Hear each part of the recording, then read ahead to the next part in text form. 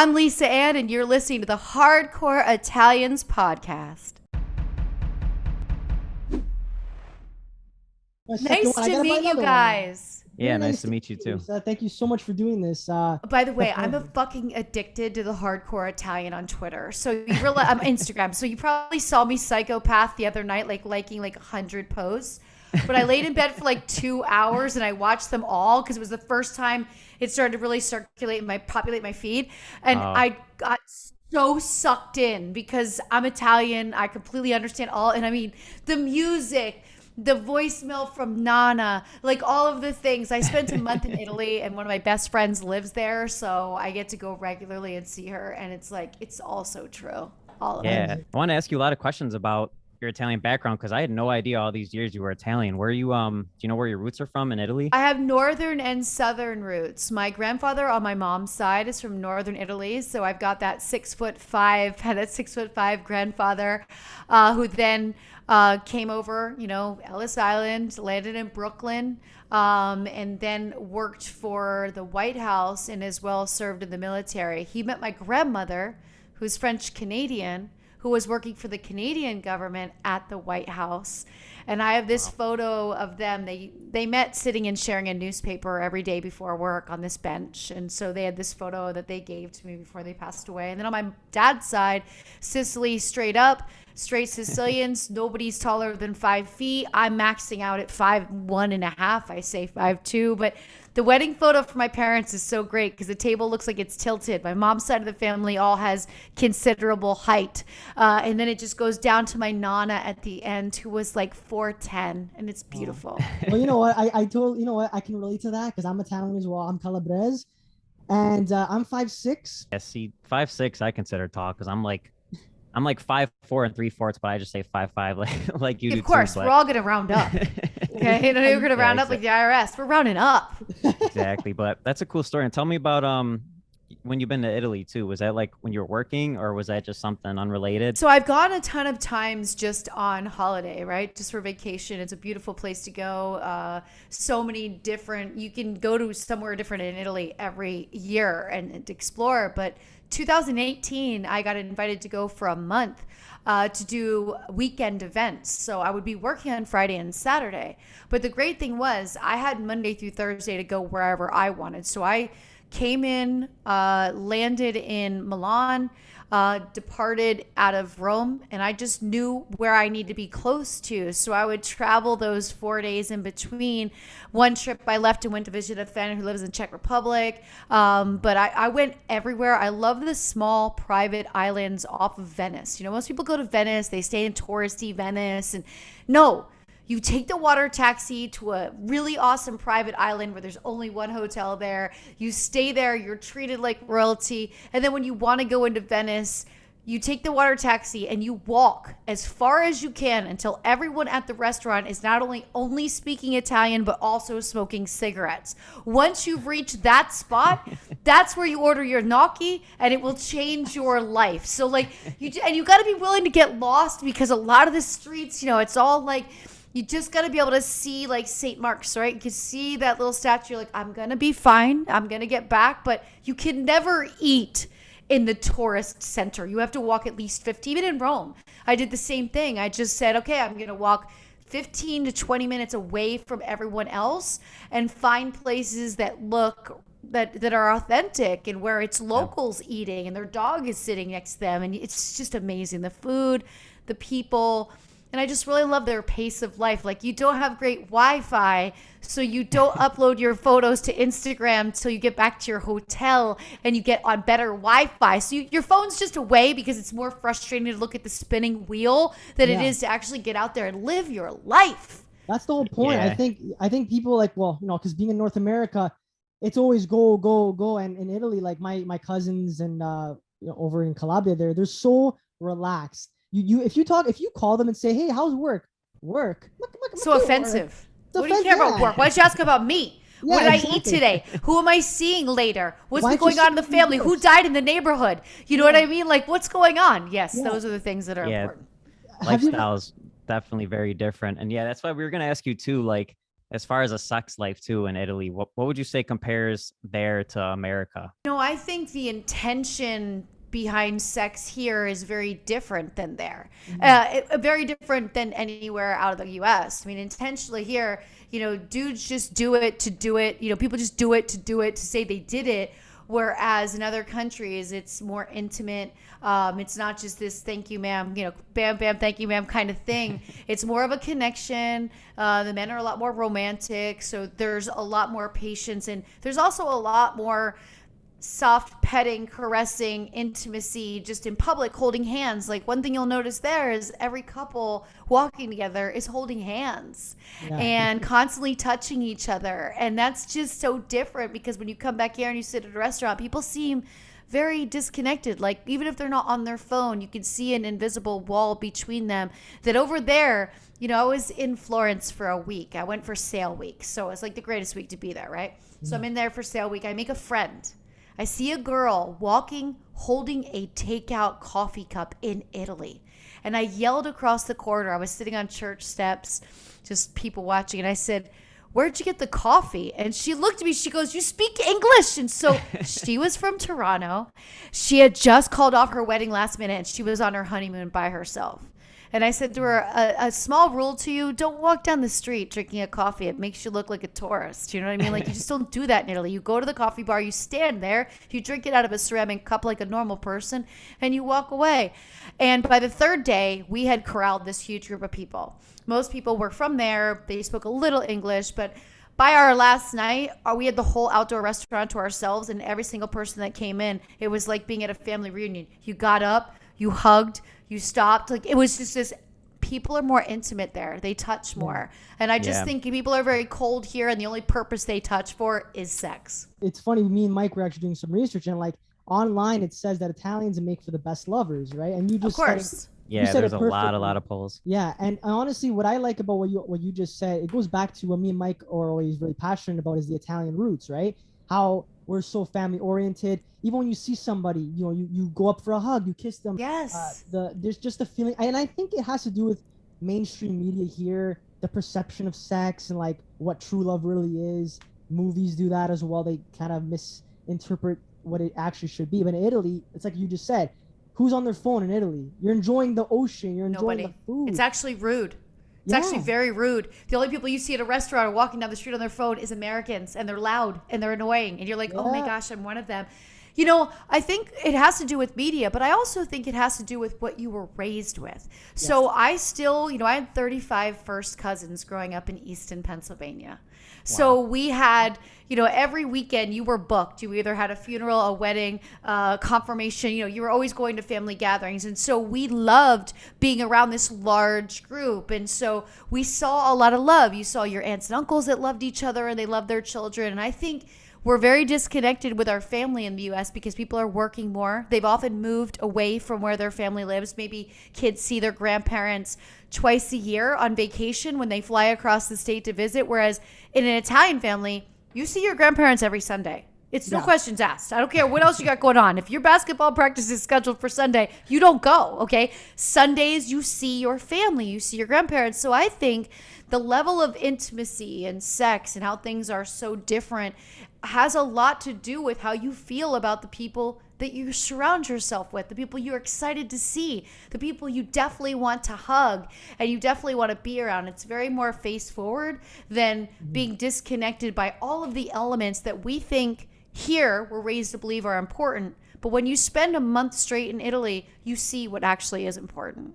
100%. And you think that was kind of like a break for you just with your job to be going there? Or is it kind of like, how is it compared to the industry? Was it like refreshing, or is it kind of, you're working with the same people a lot? So no, it was very refreshing, and it was an eye-opening experience for me that really triggered something and made me realize that I want to retire in another country. So since there, I've been unraveling my life. In 2019, I completed a minimalist project of getting rid of 75% of my life.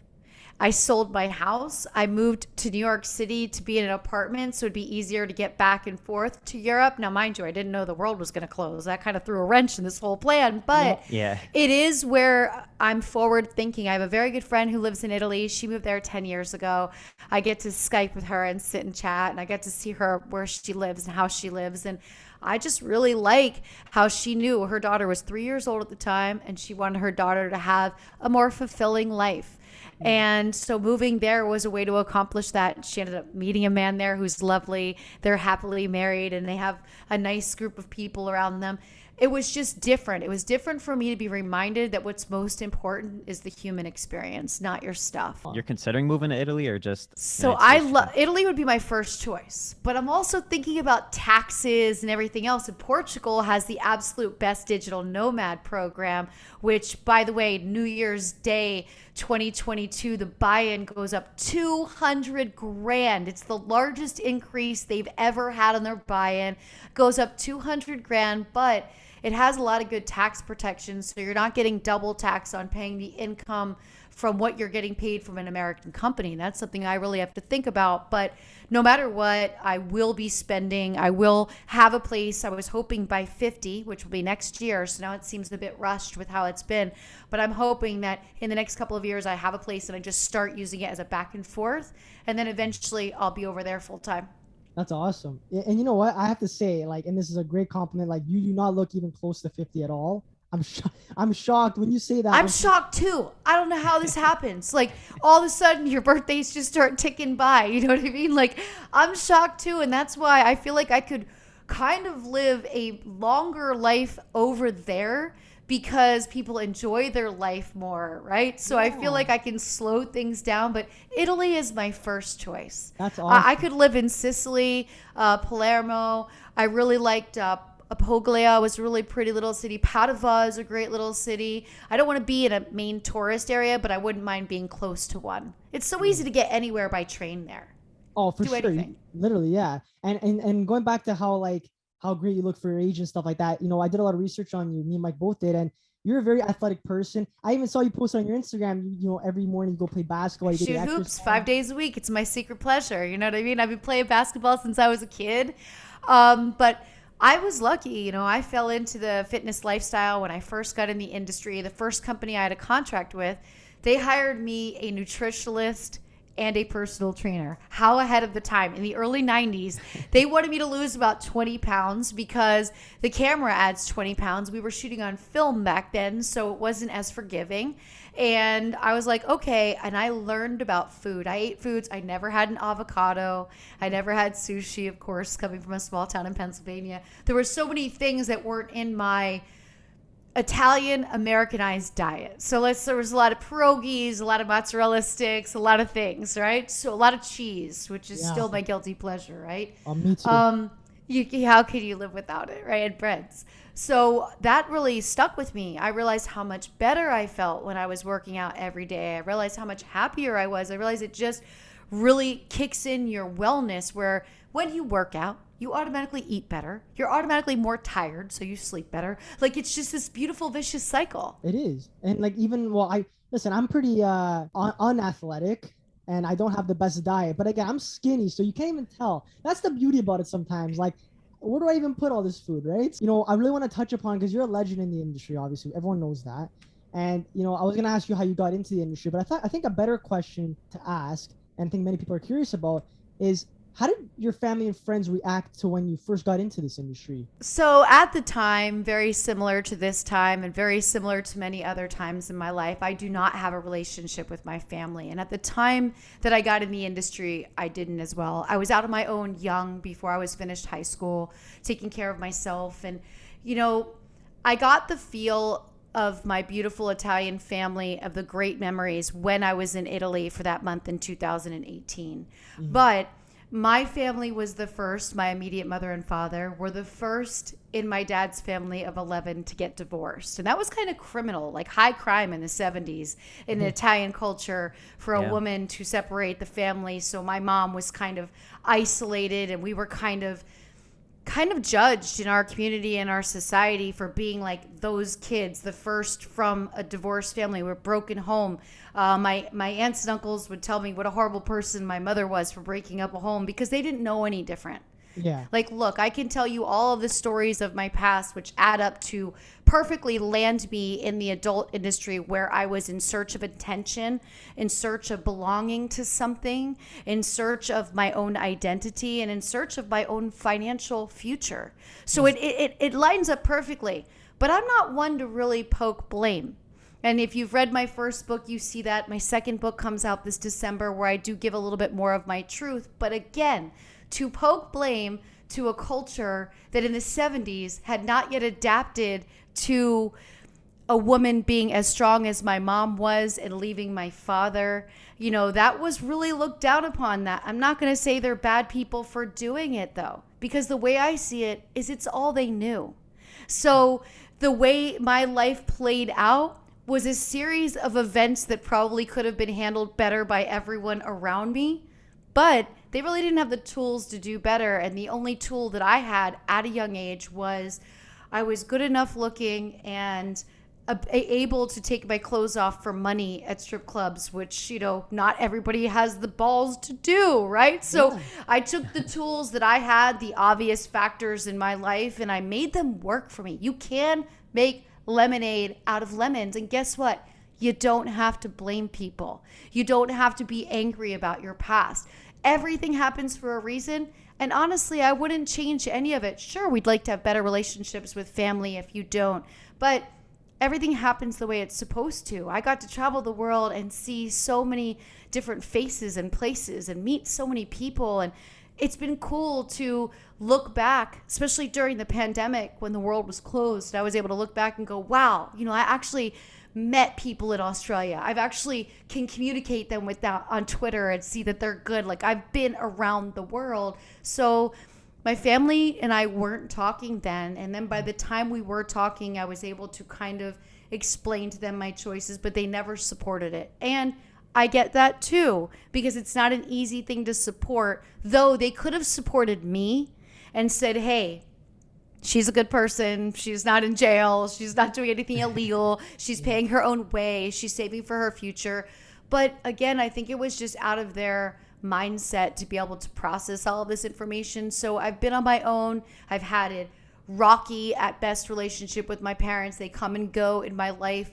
We haven't had anything together since 2015.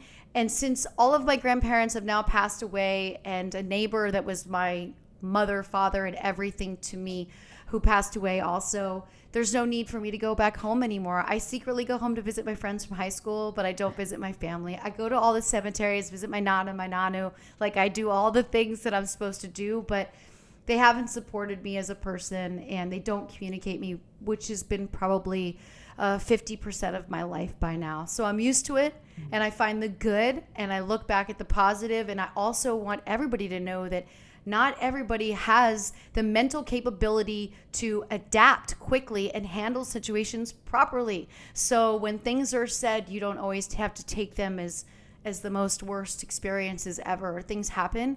But I do believe that my Italian family is filled with a ton of love, and they just really did not take my parents' divorce well at all. And that kind of affected us forever. Kind of glad you said that, because that's something we preach with the page a lot, is just really being proud of your background and just owning everything that comes along with it. That's why, like, we kind of poke fun at the stereotypes and stuff. It doesn't really offend us. We just like joking about it. I was going to say too, like, there's making it work for you, but there's also the amount of success you had in the industry is crazy. I'm pretty sure there was some stat I saw, like, you're the #1 most popular porn star of all time. Like, how do you know what I mean? How did you make it above and beyond, like, with what you did? I think it was really just like anything else. No matter what we do, consistency is key.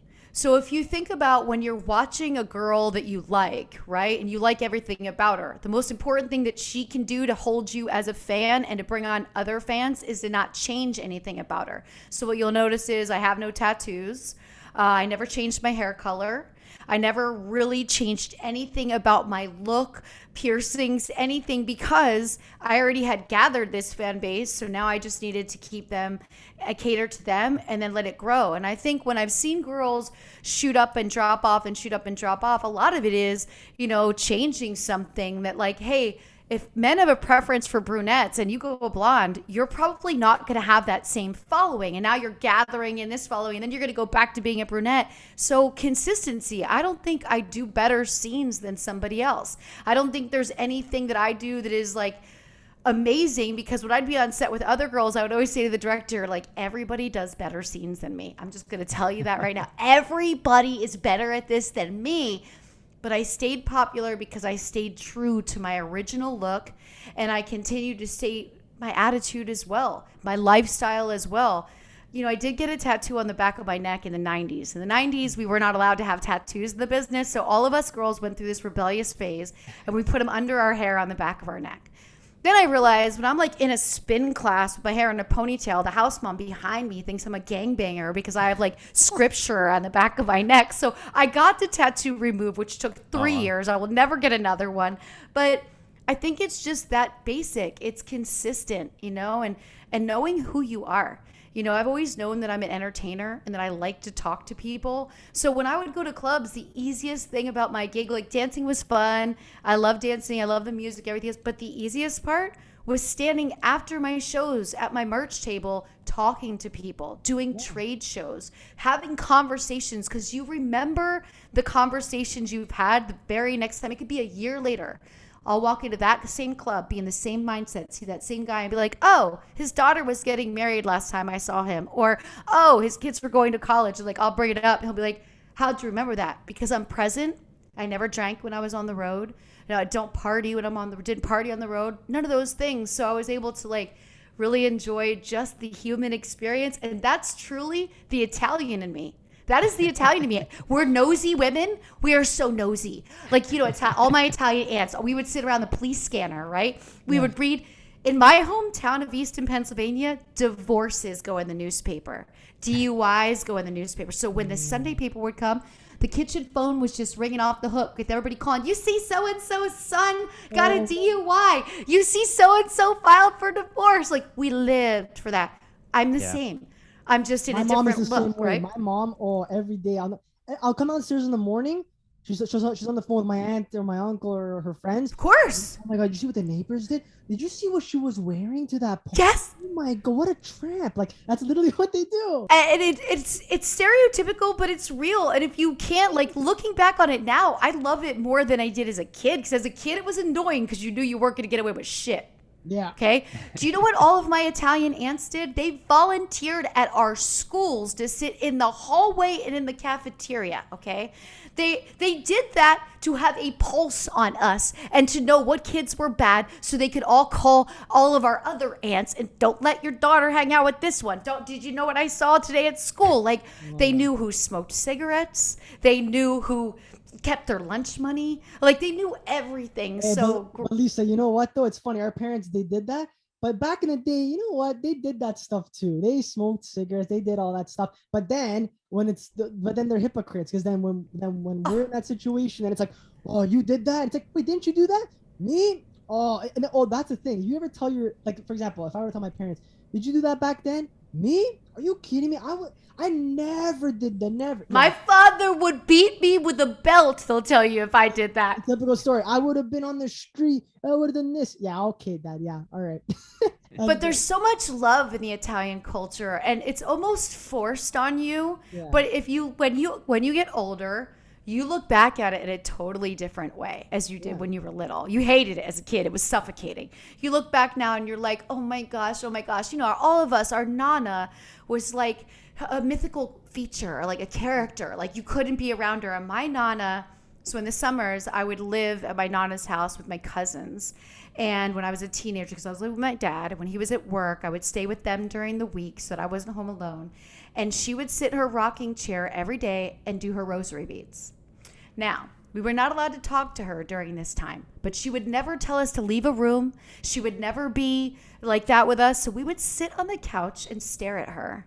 And we would just stare at her, waiting for her to be done, because her life revolved around us. We knew that the second she was done, she was going to make us something to eat. She was going to do something with us. Like, so we would just sit there staring at her. I don't know how she did it, but she was the most amazing woman I'll ever meet, you know? And just like I said, a mythical, amazing. Your Nana calls you, you answer the phone. It's so nice to hear that, and really refreshing, because again, me and Mike grew up with these values too, with our grandparents and stuff, and it's nice to just have that to be family oriented. And I think you said everything so well even before about how you pursued, being in the adult film industry despite not having a good relationship with your family, and like kind of being on your own and independent. I was reading about some female porn stars who like they regret a lot of the things they do, and they kind of get out of the industry. And I think in life, it's good that you said that you never regret anything, and you would never change anything, because you can't think like that, because unfortunately we can't go back in time. So we're going to spend our whole life regretting, when in fact, all we can do is move forward and change what's coming ahead for a better future. Because that's like, for me, for example, I know how it feels to do something sometimes without much support. Like, not good. I've had many good support from my family, but I know how it feels for my friends or people that I went to high school with. They go, "Oh, you're doing a podcast? Oh, what are you gonna do with that? You're getting into acting? What are you gonna do with that?"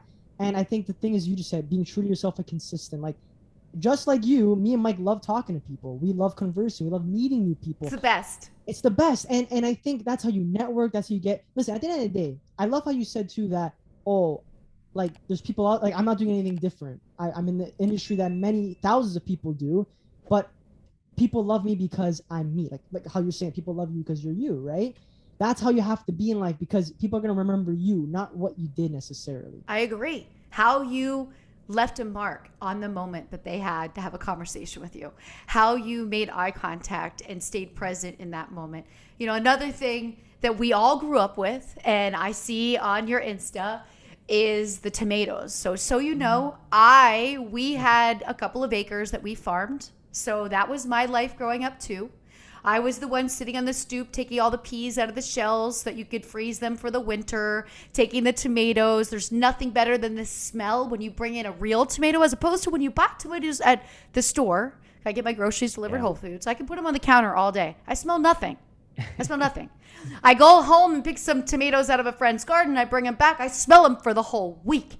Yeah. Now, when I flash forwarded to what we went through in 2020, I have a lot of friends that never were taught how to cook. And I felt so fortunate that I could survive, because your family can say, you can look at the fridge as a kid growing up in an Italian family. Oh, there's nothing to eat here. Nothing to eat? What do you mean, nothing to eat? Next thing you know, the cabinets start opening, pots and pans start coming out, butter starts cooking. And all of a sudden, there's an amazing amount of food. Yeah. We learned how to survive. And I think that's another amazing thing that the Italian culture brings into generations. And it's so important. I did not eat one thing takeout for the entire time during the pandemic. Good for you. Yeah, but actually, I was going to ask you, did you make tomato sauce this year at all, or no? Not this year, because I didn't have my own garden. But when I do have my own garden, don't you worry. And we, as Italians, we had the bushels outside. Yeah. Anyone that knew us was allowed to go into our garden, whether we were home or not, just grab what they need, because you always have more than you're ever going to use. And I loved that feeling too, that just sharing. That's a big component that I think we're also missing out on, is sharing, and realizing that maybe somebody doesn't have a yard, they're in an apartment, they should be able to walk into your yard if you know them and grab their veggies for the week. Me and Mike have to give you our addresses after, because you got to send a few tomato sauce jars to us. And I also have to send you some books. Yes, I was gonna say, I'm gonna buy a couple, and I'm excited for a new one in December as well. That's gonna be really interesting. Me too. And for you too, I think everybody should stop. We should stop this here real quick and mention something. When you initially reached out to me through a PR woman that you work with, who I met through a mutual friend, who I think you just interviewed, Lorenzo. That's right. Yeah, you just interviewed Lorenzo, who's fantastic. Like, such the greatest, like, Italian how you doing ever, when I first got to meet him. So I was Mama like, Luke on his arm. That's how Mama Luke on his arm. And you had offered to pay me for my time, which I thought was so incredibly kind. I would never accept money for an interview, but when people do offer to pay me, I say, hey, if you'd like to give me a little something, please give it to Blessings in a Backpack, which is a charity that I'm always supporting, gives food to underprivileged children here in the United States on a daily basis. It breaks my heart to know that we cannot feed the children here in our country. And when you made such an incredible donation, I was floored. So I want to know that your parents raised you both so right to not only step up, but step up like 25 million times more than I asked you to step up, but just made a little suggestion. You made a huge donation. I'm so thankful. Oh, of course. At the end of the day, like, and that's what really stuck out about you, was that you're a very humble person. You're not like one to just take advantage of people. I'm like, you know what? If it's gonna go to kids, I might as well. Obviously, they deserve it's that. Cause. And we could definitely put a link in the bio too if anyone else wants to donate for sure, and hopefully put a lot more towards it. So I brought it up because my Nana didn't believe in saving leftovers, because she knew that there was always somebody that needed food more than us. And she wanted to live in the south side of Easton, which was a very different area than where a lot of people wanted to live. And she wanted to be sure that she had exposure to people who didn't have as much as us.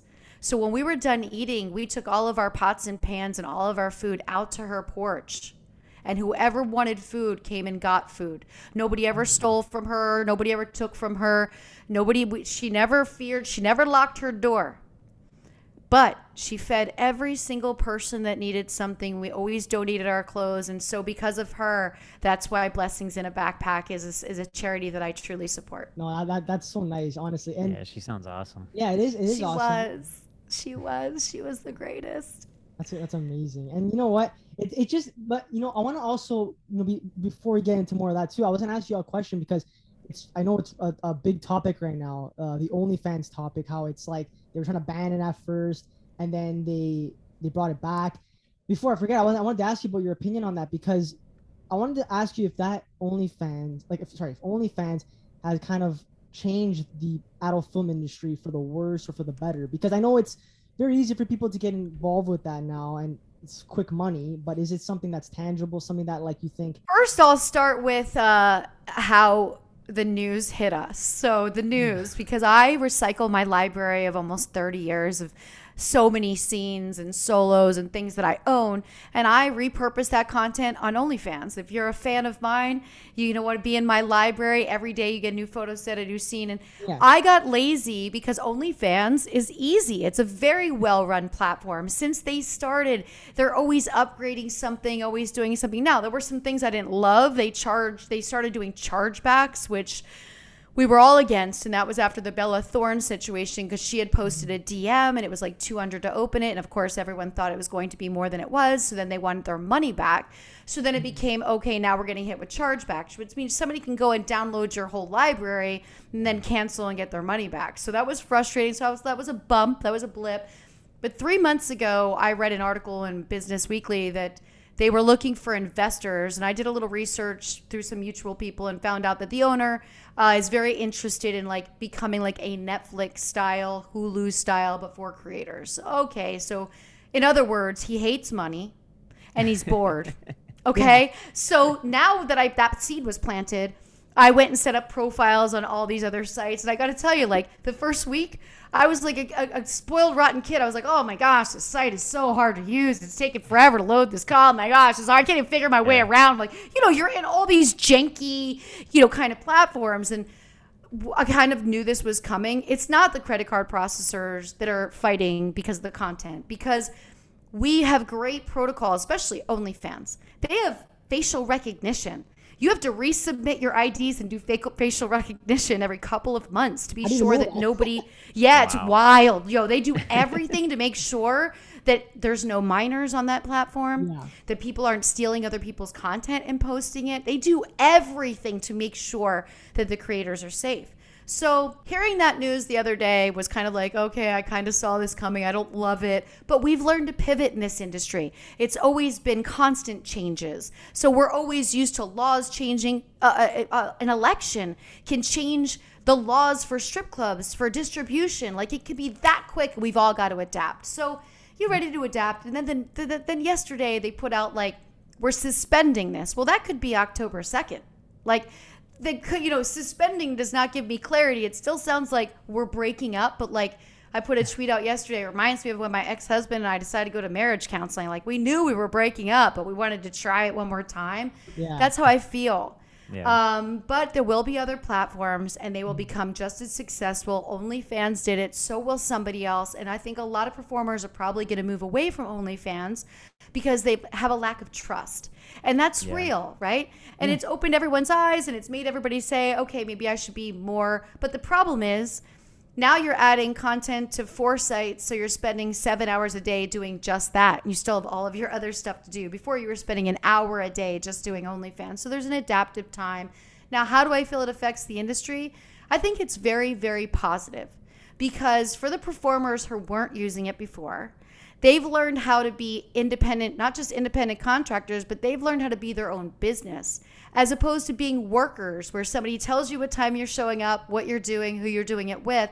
They became their own creator. Who do I want to work with? What do I want to do? And all the control back in their hands. They had to become more organized. They had to really learn how to work the platform properly. They did live shows, all these little things to keep their fans coming back. And I watched people that I've known for years just really evolve to a real nice routine and really loving working from home, really loving feeling safe health-wise.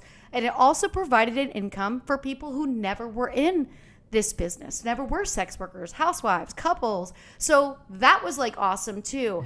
I think it's a win-win for people to be able to create their own content and put it out there. And I think the reason it became so popular is because your true fan kind of loves that you gave it a stamp of the approval, right? You're the one that said, this is the scene I'm putting up today. Yeah. This is what I'm doing today. And I just feel that there's something there after what happened last year with Pornhub. They had to remove all of those scenes because they weren't properly doing all of these things. And there were scenes up there that shouldn't be there. I think they broke some trust. I think when a fan is going to see something and they're not sure if the person loved doing it, they'll feel better if they're going to their own profile. And the performer gets more money because you're supporting your favorite performer directly. So all the way around, I think it's a win-win. And I love to see people just getting on their hustle during the pandemic, especially those who weren't in the industry, who maybe were servers or in a work position that was just not available. And instead of just waiting for unemployment, they decided like, hey, I'm going to try this. You know what I mean? If this can make me more money for my family, I'm going to do it. Yeah, because I think we're everyone in life, I think, is reaching for the same goal, which is, I guess, success, right? The broad thing, but we're all on these different paths. And sometimes there's like sub paths within those paths. Yep. Like, you mentioned about some people, let's say like a girl was a server and she wanted to try doing OnlyFans, for example, right? If that opportunity wasn't there, who knows how long that path would have brought her to the success, right? Right. I mean, she can do very well on OnlyFans. Yep. There's so many questions I have for you because, like, again, like the porn industry is so like, it's so interesting to me. Like, for example, I have one question for you about that. Me and Mike are actually really both interested in is that when you do a scene with somebody, okay? I know most of the time it's acting, but have you ever done a scene with someone and you were like, wow, this guy's really good looking. I'm not, I don't really have to act for this one. This one's gonna be just like, I'm gonna go with the flow and have fun. Like, so it was easy for me because I got into the industry at a time where we were treated very differently. So we picked all of the performers that we worked with. So that stayed with me my entire career. So I was excited to go to work with the guys I was working with because I hand selected them. And I had a group of guys that I was comfortable with. And if a new guy came into the business, I would actually go to the guys that I already worked with a lot. And I would say, hey, would I like working with this guy?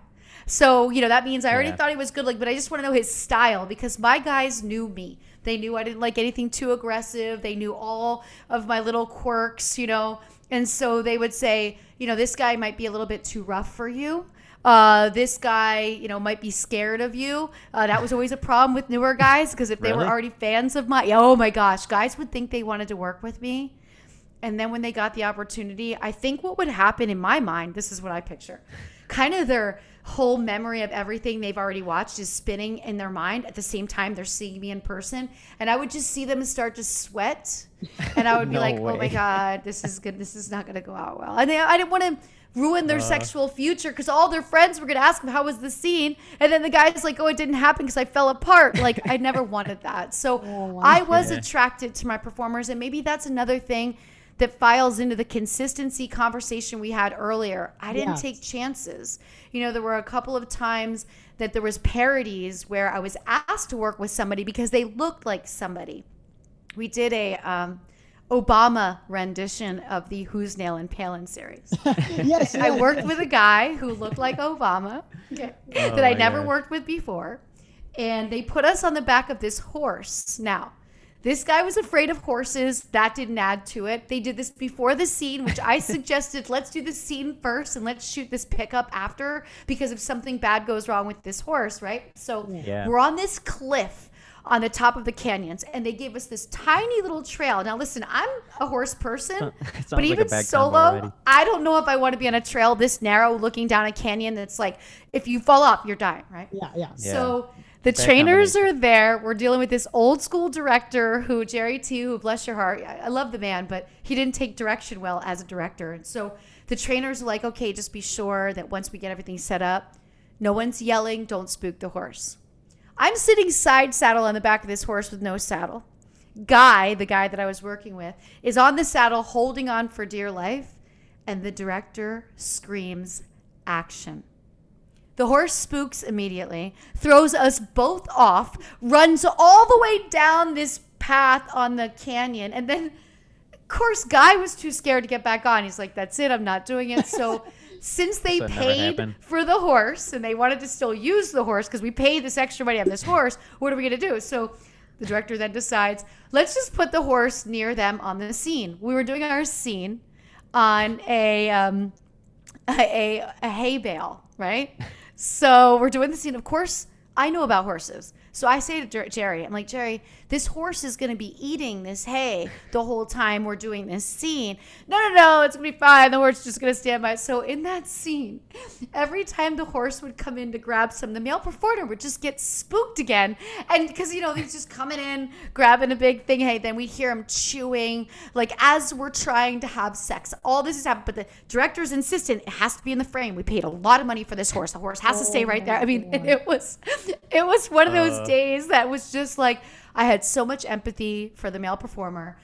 We ended up getting the job done, but it was a very long and grueling process. And we became closer friends over that catastrophe than we probably would have if we got hired for a regular scene, because I just said to him, like, I just want us to live through today. Like, I don't want you to get thrown from a horse. But when the woman came over and said, okay, when you want to start, just have somebody go out and wave their hand, the director didn't listen. And then he yells action, and the horse just spooks, stands up, throws us both off, and then takes off. And I'm like, well, you know what? At least we got off safely, and we're not going down that cliff at 90 miles an hour with that horse.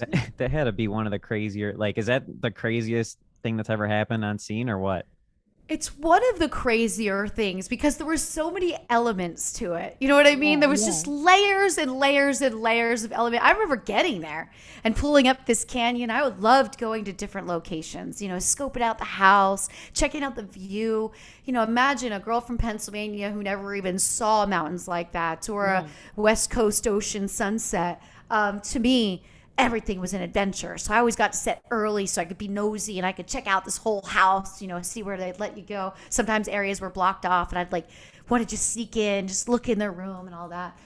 You know, just to be curious. And so I remember showing up and looking at the horses, and then they had us sign this waiver.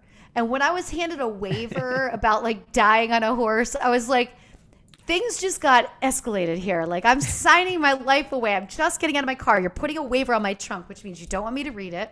Yep. You don't want me to know why I'm signing this. And I cannot go any further into the makeup room or anything else until I sign this. And they're like, yeah. And I was like, oh, okay, you know what? You know, I'm ready. I'm ready for this. That is so funny. It was just a wild day. And more than anything, it's easier for the female performer. For a guy, imagine trying to get it together to perform with all of those elements, and a horse just constantly coming in and taking what we then called our mattress. Like, this horse is eating our mattress because we're like doing the scene on this hay.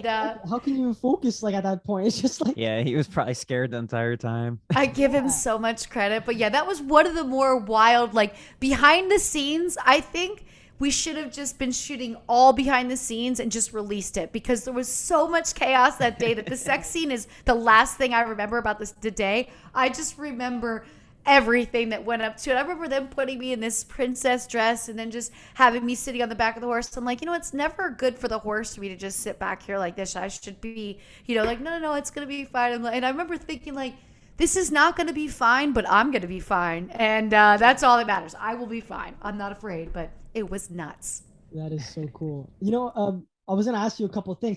We want to do a cool segment with you, actually, before we end off the show today, too, about you kind of debunking 3 myths from the porn industry. This is good. Let me get my thinking cap on. Thinking cap is on. Okay. So actually, Mike, do you want to do one, and then I do one? Do you want to go back and forth? We have 3 of them. So yeah. So the one I was gonna ask is about the guys. Like, what do they do to last the entire time? Do they ejaculate before and then do it? Do they like do Take multiple something? scenes? Do they take something beforehand? Like, It's a you know what I mix mean? of both. And most of the guys will tell you that they've trained for this. Like, they start training at home, timing out their situations. Okay. So when you're newer, sure. But we really would rather them not do it at home first, because the better the pop shot, the better. So we want that first pop shot of the day. So we like to know that that's not the element, right? Now, in the 90s, there was no Viagra, anything of that nature. So what they did for us back then was, each time we switched a position, they had to relight the whole entire set. It's because we were shooting on film. You don't have a handheld. You know what I mean? You have this massive camera. So they had to relight everything. So they would always provide the talent a little side bedroom where you two could stay connected. So we would be having even more sex. I have no idea how the guys in the 90s did it, because a scene would take like 2 hours to shoot. And though we'd break for water, sometimes they'd go and eat some lunch. They'd be able to, it's a mental game. These guys have it takes a very unique mindset to be able to do this for a living. I heard a great analogy on my podcast from my friend Jonathan Morgan, who's been talent director and now an agent. He said, being a male performer is like going up to bat in the big leagues. And if you don't hit a home run, you're going back to the minors. You have to hit a home run every time. Yeah. Because so you all know, if there's no pop shot, nobody on set gets paid. Are you serious? No. Wow. That's the completed product. No, we don't get paid. We have to go back and make it up. Usually for no pay. Oh, yeah. No, we don't get paid if the guy doesn't come through. So there's that. Wow. Yes, there's that. So that's a big one. But so the guys do prepare themselves. And also, it's a lot easier now shooting on a handheld, because there's not as many lights, more. You'll notice more scenes where they use natural light, these big houses with nice open windows. That helps a lot. It's not as hot for the male performer. But if you're a good female performer, you stay connected from the time you start shooting pictures till it's over, to be sure that you're giving your guy enough attention to also add in helping him staying focused and being able to complete the scene. Wow. Well, that's a good one. We have another one too about, is it a myth or is it true that female porn stars make more money than male porn stars? It is true. I'm very happy that I was part of the workforce where women get paid more, because we're still fighting for women's equality today when it comes to the pay scale in the rest of the world. So yes, we do get paid more. Now, there are some male performers who have started to get paid as much, if not more, because they are that good. And I believe that they deserve it because they are that good. So, but I would say the majority, 95% of the women are making more money than the men. Wow. Okay. I'm sorry, guys. Yeah. And the third myth is that people think it could be unsafe to be in the industry just because it's unprotected. What are your thoughts on that? So it could be unsafe because there's always risks anytime you do anything unprotected. But the industry does test every 2 weeks for 7 different types of STDs as well as HIV. And the HIV test is a double-backed HIV test. So it's an instant blot, and then it's a also test where it can give the numbers, whereas if somebody was taking medication for HIV, it would be undetectable with some tests that they have it still in their system. And this is pure. So Also, as a performer, if you work with guys like I did that work a lot, I would pay for them to retest the day before I shot with them, and then they could use that test for the next 14 days. So, if they're working every 2 weeks, 5 days a week, and I'm only working once a week, I don't want that exposure. But one of the things that is something for everybody to be aware of is that, we're having a bit of an epidemic in some states right now with an increase of HIV numbers. The population under 35, 1 out of 5 people now has herpes. So out in the real world, I think people are less aware because we do test so often. It's 100 to 150 times a year you're testing. At times, if you're shooting a lot of different things, you're going. So for some of these guys, they might test every 4 days if they're shooting a ton, or if they're doing different scenes for girls like myself who had them retest. And it keeps us on top of it. I think I've still continued to test being out of the business, and I'm a big advocate, and I wish more people would just say once a year they're going to test, or twice a year they're going to test, even if you've been using a condom, because there are still some things that you can contract. Yeah. And for your female listeners, you now have to request an STD test when you go to your yearly gyno exam. They used to just be thrown in, but now you actually have to request them because insurance wanted to try to save some money there. You should always be requesting that. Your insurance will pay it. It is your right to get it. It is something that you should know. We should all know our status. And this way we can bring that number back down, because to me, 1 out of 5 is an awful number for an STD, and it's not something we want to see. High. I know. No There's a lack of communication, a lack of wanting to disclose that type of information, but it's very important to share your truth and protect the person that you're going to be with. Tell us a little bit too, just kind of how you transitioned out of the industry and what you're doing now with your podcast and your book, and just more information about you, So in 2013, I was doing a radio show for SiriusXM called Stripper Town. It was a Monday night show. It was so much fun. People would just call in with stories of like random stuff that happened to them at strip clubs over the weekend, which was amazing. Non-stop content, a content machine. But it was during it was Monday night. So during football season, when the Monday night game was on, my fans that would meet me at the clubs would get through my screener. They would tell them they had a story about a strip club, and then they would tell me the score of the game, like what was happening at the game, because I didn't have TVs in that studio. And I kept kind of getting in a bit of trouble with my producer. I kept getting in a bit of trouble because that wasn't what it was Sirius, it was Playboy Radio, then it was Spice Radio, but they didn't really want sports talk. Yeah. And on my last night of getting in trouble, my producer said, hey, a friend of mine had Playboy Playmates doing a fantasy football show on Fantasy Sports Radio, and the show just broke up, but he still would like to have something. You should go and meet with him. That was all I needed. I flew to New York. I met with my boss. I worked for Sirius for 7 years. I just left in May to pursue getting more involved and more invested in sports betting. So a lot of my sports conversation will be at Bovada on Instagram this season. I'll be doing lives every single game day, halftimes. I have guests. I do some solo podcasts are both available on my YouTube, or you can listen as well as the Lisa Ann Experience and also Dudes Do Better. My new book comes out in December, really about how much my life has changed since I retired and what I've really learned about myself through minimalism, through traveling to Italy, and through simplifying my life. So everything is at The Real Lisa Ann, whether it's YouTube, whether it's Insta, Twitter, Facebook. And this year on Sundays, I'm going to do start sits to help everybody set their fantasy football lineup. I'm going to do them live on YouTube because I think it would just be so fun to just sit there. Because, it's so stressful Sunday mornings. You're like, you have that one position where you have like 3 stud running backs. You're only starting 2, and you just can't make a decision. So you listen to one show and they recommend the one guy. Then you listen to another show, they recommend the other guy. You're losing your mind. That's where I'm going to come into play. Well, because you're a queen. That's why That's awesome. You know what's best. I love fantasy. It's such a great escape, especially when I'm a Dallas Cowboys fan. Your team. So am I. Okay, we haven't done well since you were a baby, okay? Like, it's been since the 90s. Were you even here yet? Okay, like, how old are you? 90. I was born in 99, so 22. Okay, so close, but we were starting to decline in 99, okay? Yeah. So I think fantasy just allows you to still really fully embrace the sport, and when your team loses, it's okay, because you still have your fantasy team that you're going with, so it's a great escape. Yeah, true. That's awesome. It keeps it interesting every week for sure. And it sure does. I don't know, very impressed with just all the different realms you're in and how you just been transitioning. I think it's awesome, Lisa. So yeah, thank you so much for doing this today, Lisa. Honestly, it was a pleasure speaking with you, and you're such a great person. And honestly, like, we have to do this again sometime in the future because it was a great just great opportunity talking with you. Yeah, and you guys, if you have a single older cousin, maybe a single uncle. I want pure Italian at this point. I don't care if they live here or over there. I'll make some Keep calls. me in mind. Keep me in mind. Like, I'm just looking, and it would, preferably if they lived over there, it would be even better because then I'm definitely going to learn the language. Yeah.